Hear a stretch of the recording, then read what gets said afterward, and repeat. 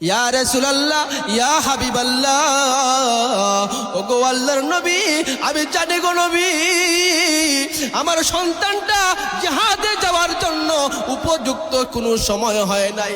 ওগো আল্লাহর নবী, আমি জানি আমার সন্তানটা কাফেরদের মোকাবেলা করার জন্য, কাফেরদের মোকাবেলা করার জন্য শক্তি নাই। ইয়া রাসূলুল্লাহ, ইয়া হাবিবাল্লাহ, কি করব গো নবী, আমার যে উপযুক্ত কোনো সন্তান নাই, আমার যে স্বামী নাই, আমার যে বাবা নাই গো আল্লাহর নবী। ও গো আল্লাহর নবী, আমার স্বামী জিহাদের মধ্যে শহীদ হয়ে গেছে, আমার বাবা জিহাদের মধ্যে শহীদ হয়ে গিয়েছে, উপযুক্ত কোনো সন্তান নাই। ইয়া রাসূলুল্লাহ, ইয়া হাবিবাল্লাহ, এই জন্য কুলের বাচ্চাকে নিয়ে এসেছি।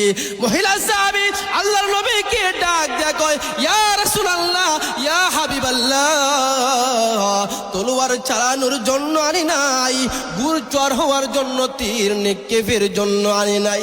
ইয়া রাসূলুল্লাহ, আপনি জিহাদের মধ্যে যখন উপস্থিত হবেন, আপনাকে উদ্দেশ্য করে কাফের বেঈমানরা যখন তীর নিক্ষেপ করবে, বল্লম নিক্ষেপ করবে, তলোয়ার চালাইবে। ইয়া রাসূলুল্লাহ, ইয়া হাবিবাল্লাহ, ওগো আল্লাহর নবী, ওগো বিশ্ব নবী, কাফের বেঈমানরা যখন আপনার উপর তীর নিক্ষেপ করবে, আমার সন্তানকে ধরবেন, আমার সন্তানটা আপনার জন্য, আমার সন্তানের শরীরটা জাজরা হয়ে যাবে। কাল কিয়ামতের কঠিন ময়দানে আল্লাহ রাব্বুল আলামিনকে আমি ডাক দিয়ে বলবো, প্রভু গো, একটা সন্তান দিয়েছিলেন, উপযুক্ত কোনো সন্তান ছিল না, তোমার দ্বীনের জন্য, তোমার হাবিবের জন্য আমি আমার সন্তানকে জিহাদের মধ্যে ওয়াকফ করে দিয়েছিলাম। আল্লাহর নবীর সাহাবী হযরত আলী রাদিয়াল্লাহু তাআলা আনহুকে হাসান রাদিয়াল্লাহু তাআলা আনহু ডাক দেয়া কয়, বাবা গো, আপনি আমাকে কেমন মোহব্বত করেন? কয়, অনেক মোহব্বত করি। ও বাবা, বলো না আমার ভাইকে কেমন মোহব্বত করেন? আরে হাসান, তোকে মোহব্বত করি, তোর ভাইকে অনেক মোহব্বত করি। ওগো বাবা, বলো না আমার মা ফাতেমাকে আপনি কেমন মোহব্বত করেন? তোর মা ফাতেমাকেও মোহব্বত করি। হযরত হাসান তখন ডাক দেয়া কয়, বাবা, আপনি আমাকে মোহব্বত করেন, আমার ভাইকে মোহব্বত করেন, আমার মাকে মোহব্বত করেন। বাবা গো, জানতে চাই গো বাবা, এখন যদি আমার নানাজি জিহাদের জন্য ঘোষণা করে, আপনি কি আমাদের মোহব্বতে গোরের মধ্যে বসে থাকবেন না, জিহাদের মধ্যে চলে যাবেন? হযরত আলী রাদিয়াল্লাহু তাআলা আনহু তখন ডাক দেয়া কয়, হাসান রে, দুর্বলতার সুযোগ করে হাসান অনেক বড় কঠিন একটা প্রশ্ন করে ফেললি রে হাসান।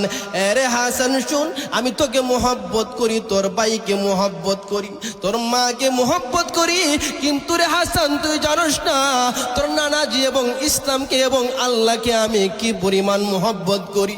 এখন যদি তোর নানাজি আমাকে জিহাদের যাওয়ার জন্য আদেশ করে, তুই হাসান তোর ভাই হুসাইন এবং তোর মা ফাতেমাকে জমিনের মধ্যে একটা আসার দিয়া আমি আলী জিহাদের মধ্যে যায়া একবার নয়, দুইবার নয়, শত শতবার শহীদ হওয়ার জন্য প্রস্তুত আছি।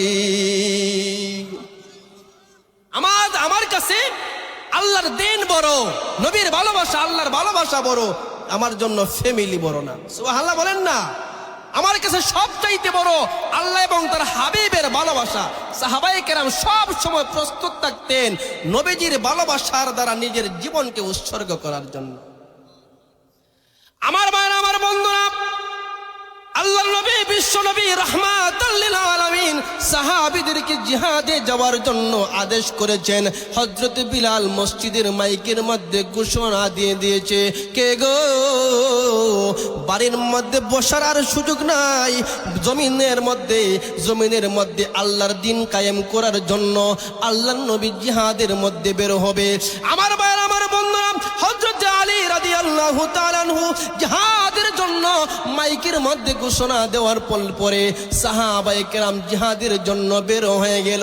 একটা মহিলা সাহাবী ঘরের মধ্যে দরজাটা বন্ধ করিয়া কান্দে, চোখের পানি ফেলাইয়া কান্দে। 6 বছরের একটা সন্তান মাকে ডাক দেয়া কয়, মা গো, কে তোমাকে আঘাত করেছে? কে তোমাকে কষ্ট দিয়েছে?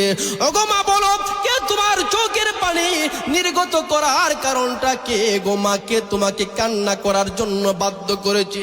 মা তখন ডাক দেয়া কয়, বাবা রে দেখোস না রে বাবা, হযরত বিলাল জিহাদের জন্য আদেশ করতেছে, ঘোষণা করতেছে, নাই আমার উপযুক্ত সন্তান নাই, স্বামী নাই, বাবা নাই, কাকে আমি জিহাদের মধ্যে দিব?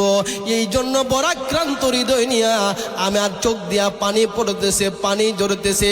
আমার ভাইরা, ওই 6 বছরের শিশু সন্তানটা তখন মাকে ডাক দেয়া কয়, মা গো তোমার সন্তান যদি বড় হইতো জিহাদের মধ্যে দিতে গো মা, আমি 6 বছরের সন্তান হয়ে তোমাকে কথা দিতেছি মা, তুমি মাকে মুজাহিদের মা না বানাইয়া, শহীদের মা না বানাইয়া আমি গোরের মধ্যে ফিরত আসবো না।